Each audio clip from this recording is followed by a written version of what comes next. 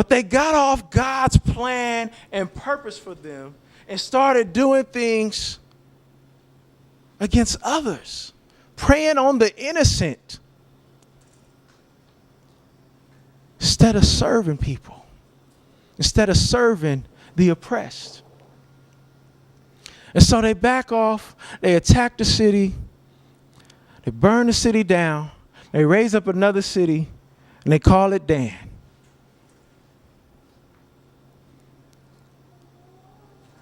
All they were about was themselves.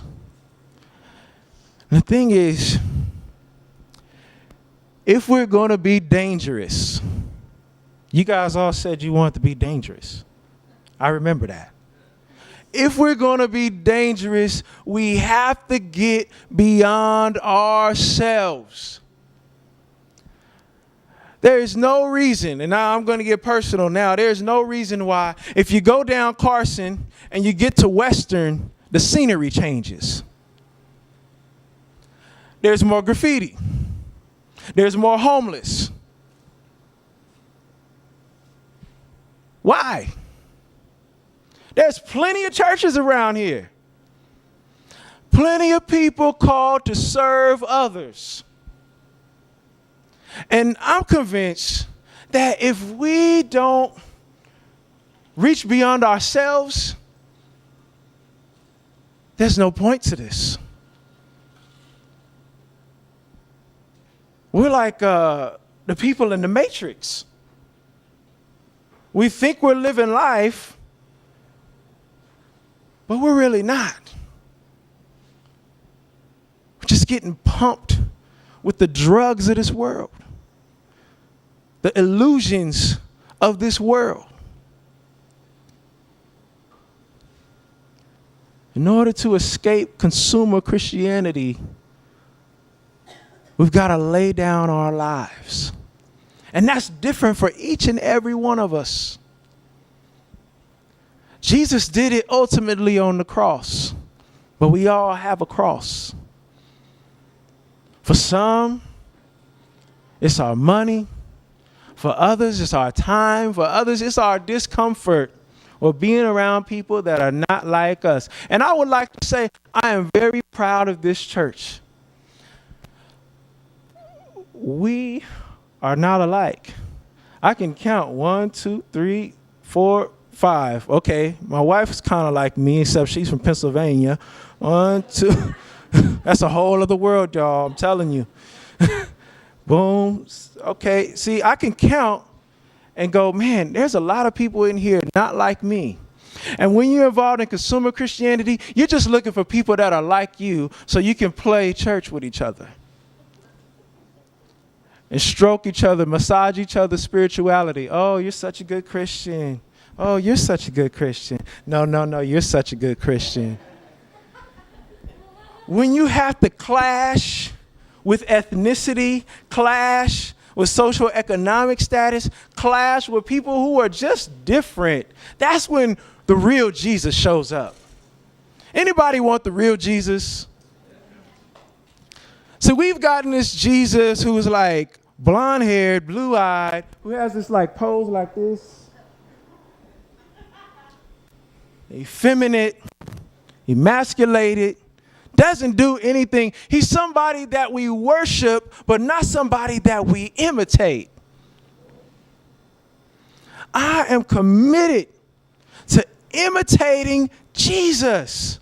I don't want to imitate, and I'm going to name drop, and this is not to say that they're doing bad things, but I don't want to imitate T.D. Jakes. I don't want to imitate Rick Warren. I don't want to imitate these guys. I don't even want to imitate Paul. I want to imitate Jesus.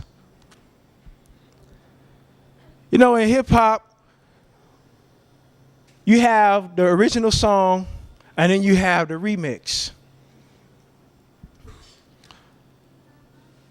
I would like to think of us as Jesus remixed. You kind of have the original song and then you add a little something to it.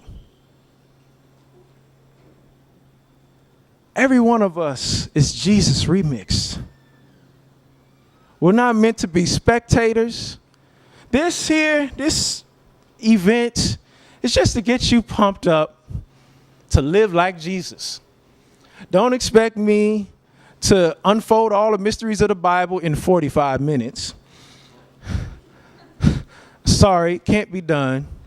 Don't expect that after this, you'll go out and somehow be armed as super Christian with everything you need. Guess what? That happens in small groups on a weekly basis, where you dialogue and you go back and forth, because honestly, you probably won't remember anything I've said.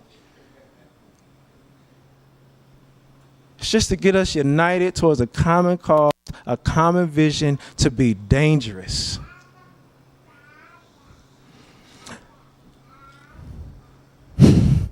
That's a dangerous kid right there. Watch him. Now, at the end of this story, if you read further along in chapter 18, 30, says the Danites continued this false consumer religion. And it says they had priests. And the priest, the Levite, this is what blows my mind. The Levite that was set up as his priest was Moses' grandson. That's sad. That's really, really sad. And it says that after Moses' grandson, everybody else after him, all of his sons, became a priest to this consumer religion. And it says something to me. It's our charge to give something good over to the next generation. The real Jesus over to the next generation. Things didn't end up like this by accident. It didn't happen overnight. It was the examples of parents, of pastors, of leaders who were men and women of good intention. But this spiritual climate that we have today is unacceptable. And I seriously, I am proud of this church, because we are leading the way. We're doing something different. Not to be different. Sometimes I hate that when people just want to be different. It's not just to be different, it's to be dangerous. I don't know why, but I love that word. I'm going to use it for everything now. That's cool. Nah, that's dangerous. Let's pray.